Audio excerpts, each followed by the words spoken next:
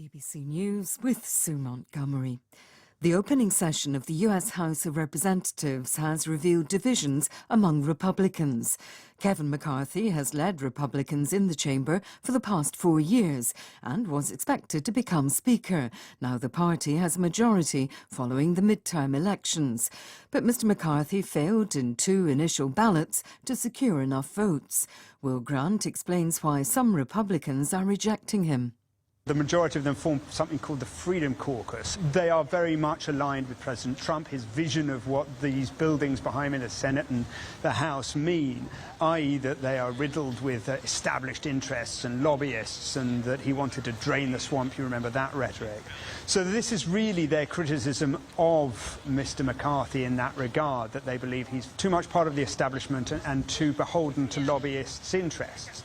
What that means in terms of who they would settle on is simply kind of too many machinations away at this stage to know.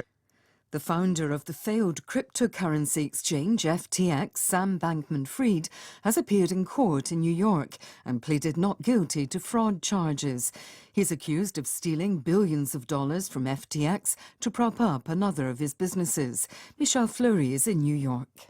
Sam Bankman-Fried arrived at Manhattan Federal Court for the second time since he was extradited from the Bahamas. If found guilty, he faces up to 115 years in prison.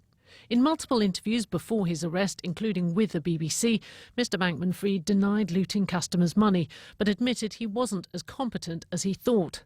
Meanwhile, 2 senior FTX executives, Caroline Ellison and Gary Wang, have pleaded guilty to fraud charges, and both are cooperating with federal prosecutors.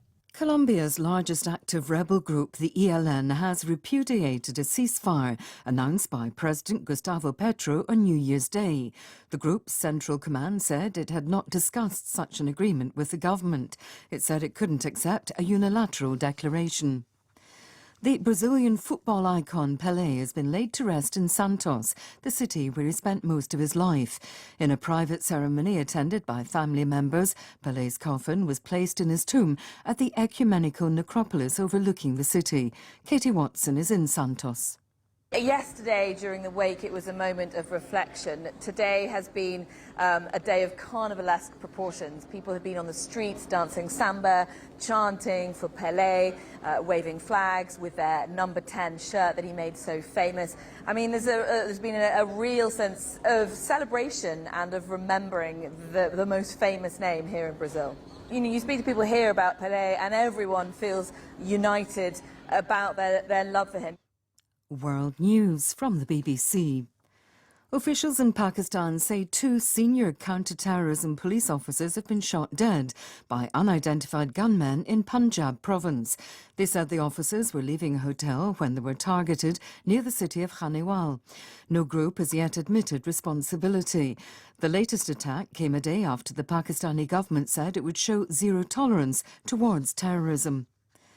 The European Commission says the overwhelming majority of EU member states are in favour of introducing travel restrictions on arrivals from China.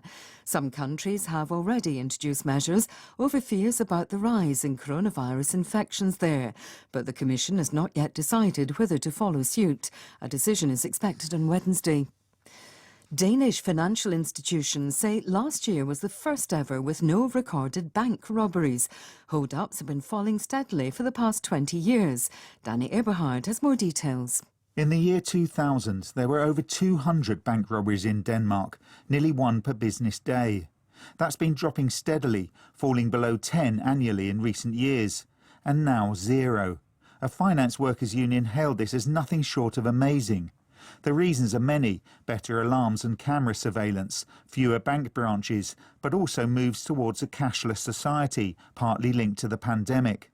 Denmark's central bank says cash was used for just 12% of payments in 2021, so bank branches have less to loot. The Saudi football club Al Nassr is laying on a lavish reception at its stadium in Riyadh to present the Portuguese record goal scorer Ronaldo to its supporters. Ronaldo said his work in Europe was done and he hoped to break new records in Saudi Arabia. Several media outlets have reported that Ronaldo's salary could be more than $160 million a year, making him the highest paid footballer in history. BBC News. BBC News at midday. The General Secretary of the RMT Union has